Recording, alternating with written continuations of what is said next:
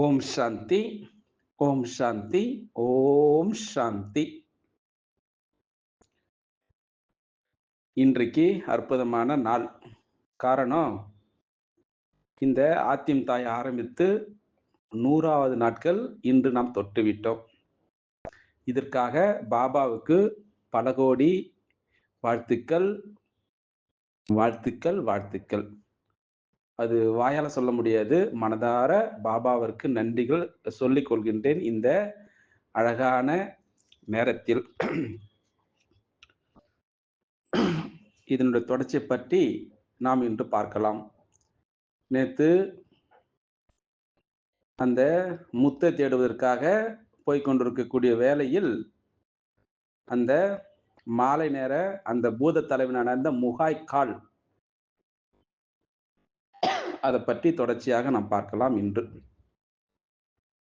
இப்படியாக பல நாட்களாக ஆகாய மார்க்கமாக பறந்து சென்ற அந்த மோகினி வீரர்கள் ஆத்திமை அந்த கார்மான் அந்த பிரதேசத்தினுடைய தொடக்கத்தில் ஓர் இடத்தில் இறக்கிவிட்டார்கள். பிறகு ஆத்திமை நோக்கி பராக்கிரமம் வாய்ந்த ஆத்திம் என்னும் ஏமன் நாட்டு இளவரசனே, கடுமையான நீ பாதைகள் எல்லாம் கடந்து விட்டோம். இனி மனிதர்கள் சஞ்சரிக்கக்கூடிய பூமிக்கு வந்து விட்டது. இனிமேல் எங்கள் துணை உங்களுக்கு அவசியமில்லை என்று நாங்கள் கருதுகிறோம். நீங்கள் விரும்புவதா இருந்தால் உத்தரவிட்டால் இன்னும் சிறிது தூரம் உங்களோடு வருகிறோம் அப்படி என்றார்கள் அந்த வீரர்கள். அதை கேட்ட ஆத்திம் நன்றி கலந்த பார்வையுடன் அந்த வீரர்களை நோக்கி, அன்பும் பண்பும் வாய்ந்த என் அருமை நண்பர்களே, இனி நீங்கள் வர தேவையில்லை. உங்களுக்கு என் மனமார்ந்த நன்றி. உங்கள் பாதுஷாவுக்கும் என் நன்றி தெரிவியுங்கள் அப்படின்று சுகமாக சென்று வாருங்கள் அப்படின்று கூறி அந்த வீரர்களுக்கு விடையெழுதி அனுப்பி வைத்தார். அவர்கள் சென்றதும் ஆத்திமும் அந்த தூமான் இளவரசனும் பாலைவனத்தில் நடந்தே சென்றார்கள். இருந்தாலும் இளவரசனுக்கு ஒரு சந்தேகம் உதித்தது. என்ன சந்தேகம்? இங்கு பூதங்களும் துஷ்ட தேவதைகளும் இந்த பிரதேசத்தில் சில சமயங்கள் நடமாடுவது உண்டு. ஆகவே இன்னும் கொஞ்சம் தூரம் வரை சிறிது பயத்துடன் தான் நாம் செல்ல வேண்டிய வரும் அப்படின்ட்டு அந்த இளவரசன் ஆத்திமிடம் சொன்னான். அது கேட்ட ஆத்திம் வாலிபனுக்கு தைரியம் அளித்தவராய் தம்மிடம் நடிகா என்ற அந்த பட்சியினுடைய இறகுகள் இருப்பதால் அவைகளை சுட்டு சாம்பலாக்கி அதை தம் உடம்பில் பூசிக்கொண்டால் தாம் வேதாள உருவம் பெற்று விடுவோம் அப்படி என்று கூறி அதன்படியே அந்த இறகுகளை சுட்டு சாம்பலாக்கி அதை தண்ணீருடன் கரைத்து தன்னுடைய உடம்பு முழுவதும் பூசிக்கொண்டார். அடுத்த கணமே ஆத்திம் கண்ணங்கரேல் என்று வேதாள உருவம் பெற்று நின்றார். அந்த அதிசய மாறுதலை கண்டு வியப்புற்ற இளவரசன் அந்த இறகுகளுடைய விருந்தாந்தத்தை பற்றி கேட்டான். அவைகள் கிடைத்த அந்த விதத்தை இளவரசனுக்கு கூறி விளக்கினார் ஆத்திம். இப்படியாக ஆத்தி அந்த வேதாள உருவிலே மோகினி அந்த இளவரசுடன் அந்த பயங்கர பிரதேசத்தை கடந்து சென்றார். சில நாட்களுக்கு பிறகு இளவரசனுக்கு உறக்கம் வந்து ஓரிடத்தில் படுத்து உறங்கலாம் என அப்படி எண்ணி நல்ல இடமாக தேடி பார்த்தார்கள். அப்பொழுது அந்த வழியே போய்க் கொண்டிருந்த அந்த முகாய்க்கால் அந்த பூதத்தினுடைய ஆட்களில் ஒரு பூதகணம் ஆத்திமியும் சரி இளவரசனையும் பார்த்து விட்டு பறந்து சென்று அருகில் இருக்கக்கூடிய தன்னுடைய சகாக்களிடம் விஷயத்தை கூறிவிட்டது. அடுத்து சிறிது நேரத்திற்கெல்லாம் அந்த பூத கூட்டம் ஒன்று வேகமாக ஓடி சென்று ஆத்திமியும் அவர் நண்பனையும் சூழ்ந்து கொண்டது.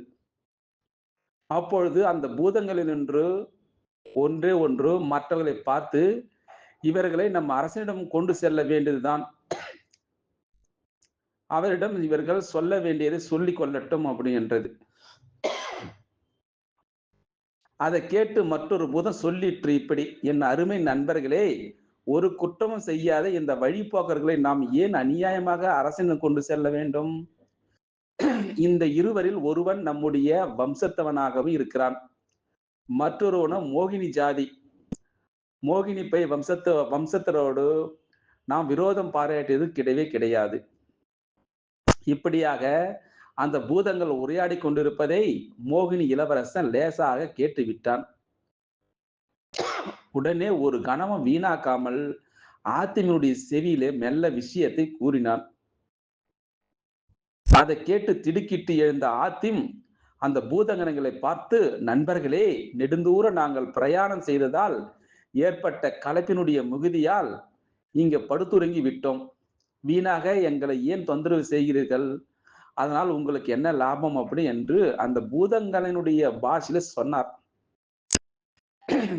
அதை கேட்ட அந்த பூத கணங்கள், சரி, நீ யார் என்பதையும் இந்த பக்கம் வந்ததனுடைய நோக்கத்தையும் முதலில் நாங்கள் அறிந்தாக வேண்டும் அப்படி என்றது எல்லா அந்த மோகினி கூட்டங்கள். நானோர் ஒரு வழிபோக்கன், பாதை தெரியாமல் நான் பரிதவித்த போது இவருடைய சிநேகம் எனக்கு கிடைத்தது. யாரோ ஒரு மானிடன் அந்த பர்ஜக் தீவுக்கு சென்று கொண்டிருக்கும் பொழுது அவருக்கு முகரணஸ் என்ற வேதாள தலைவன் தீங்கு செய்ய நினைக்கவே அவனையும் அவன் கூட்டாத்தரையும் அந்த கூட்டத்தினரும் சரி தீயிலிட்டு அவர்கள் பிரதேசத்தை நாசமாக்கி விட்டார்கள். ஆகவே அங்கிருந்து நான் உயிர் தப்பி இப்படி ஓடி வந்து விட்டேன். வேண்டுமானால் அந்த மனிதரை தேடி பிடித்து உங்கள் பாதுஷாவிடம் கொண்டு செல்லுங்கள் அப்படின்னு பதிலளித்தார் அந்த பூத உருவிலே இருந்த ஆத்திம். அவர் கூறியதை கேட்ட அந்த பூதங்கள் அவருடன் இருந்த இளவரசனை சுட்டி காட்டி, நீ சொல்வது உண்மையானால் உன் கூட்டாத்தரை ஆதரித்த அந்த ஷம்ஷ் அந்த பாதுஷாவுடைய இனத்தானாகிய இந்த மோகினி வம்சத்தினோடு உனக்கு என்ன சிநேகம் அப்படின்னு கேட்டது. இவருக்கும் அந்த பாதுஷாவுக்கும் சம்பந்தம் கிடையாது. இவர் தூமான் பிரதேசத்து இளவரசர். இன்னும் சொல்ல போனால் இவர் எனக்கு தூர பந்துவும் கூட அப்படி என்று அந்த வேதாள உருவிலே இருந்த ஆத்திம் அவர் கூறியவற்றை முழுவதும் உண்மை என்று நம்பிவிட்ட அந்த பூதகணங்கள் அந்த இருவரையும் ஒன்று செய்யாது விட்டு சென்றன. அதற்கு மேல் அங்கிருந்தால் ஆபத்து தான் என்று உணர்ந்த ஆத்திம் அந்த தூமான் இளவரசனை அழைத்து கொண்டு அந்த இடத்தை விட்டு மிக மிக வேகமாக விரைந்து சென்றார். அன்று பகலெல்லாம் இருவரும் நடந்து சென்று அந்த கடற்கரை அடைந்தார்கள். அதுதான் கார்மான் கடற்கரை பிரதேசம் அப்படின்னு உணர்த்தினான் இளவரசன். அங்கு பார்க்கவே பிரமை தட்டக்கூடிய அந்த பெரும் கடலை கடந்தாக வேண்டுமே. கண்ணு கெட்டிய தூரத்தில் நீர் பரப்பாகவே காணப்பட்டது. கப்பலோ அல்லது பாய்மர களமோ அவர்களுக்கு கண்ணுக்கு புலப்படவே இல்லை. இருவருமாக சேர்ந்து அந்த கடலினுடைய அடிவான வரை சரி தங்கள் பார்வை செலுத்தி பார்த்தார்கள். அவர்களை அந்த தீவுக்கு கொண்டு செல்லக்கூடிய யாதொரு சாதனமும் அங்கு தென்படவே இல்லை. சிறிது நேர யோசனைக்கு பிறகு இளவரசன் ஆத்திமை நோக்கி சொன்னான் இப்படி, இங்கிருந்து 9 காத தூரத்தில் ஓரிடம் இருக்கிறது. அங்கே இறக்கை முளைத்த குதிரைகள் இருக்கின்றன. அவற்றில் 2 நம்மிடமிருந்து விட்டால் எப்படிப்பட்ட விரிந்த கடலையும் கடந்து விடலாம். ஆகவே கொஞ்ச நேரம் இங்கேதான் அமர்ந்திருங்கள். நான் சென்று 2 குதிரைகளை அழைத்து வருகிறேன். நான் வரும் வரை அங்குமிங்கும் போகாமல் இங்கே இருங்கள் அப்படி என்று அவன் கூறிவிட்டு விடைபெற்று சென்றான். ஆத்திமை விட்டு புறப்பட்ட இளவரசன் வாயு வேகம் மனோவேகத்தில் பறந்து சென்று அந்த குறிப்பிட்ட இடத்தை அடைந்து விட்டான்.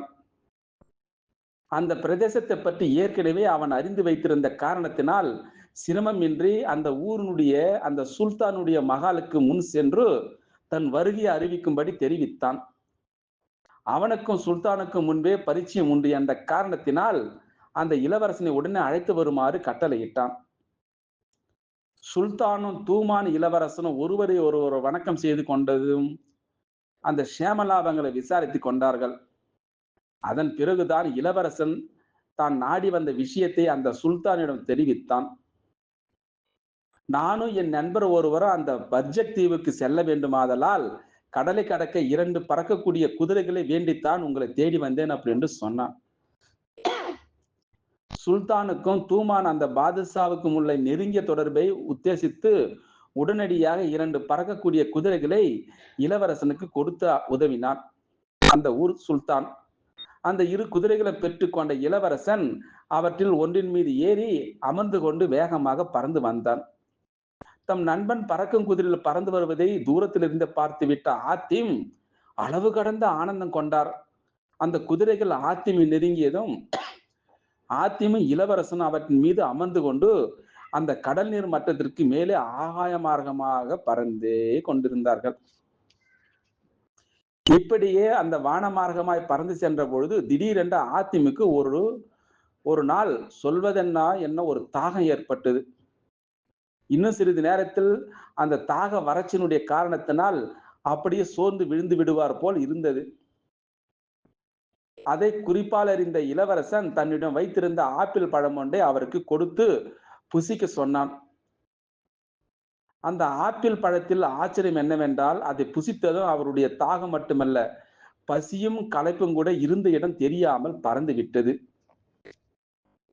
இப்படியாக கொஞ்ச நாட்களுக்கு பிறகு அந்த பர்ஜிக் தீவினுடைய எல்லைக்கு வந்தார்கள் இருவரும். அதன் கரையிலே குதிரைகளை இறக்கி சிறிது நேர சிரம பரிகாரம் செய்து கொண்டார்கள்.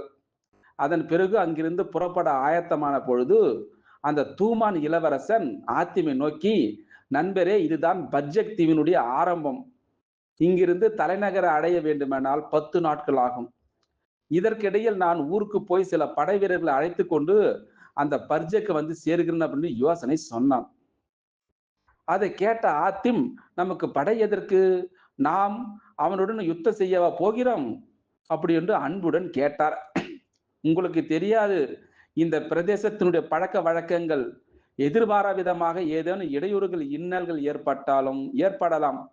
அப்படிப்பட்ட சந்தர்ப்பங்களில் நம்மிடம் கைவசத்தில் உதவியாளர்கள் இருப்பது நல்லதுதானே அப்படி என்று கூறி ஆத்திமை ஒப்புக்கொள்ள செய்தான் அந்த தூமான் இளவரசன்.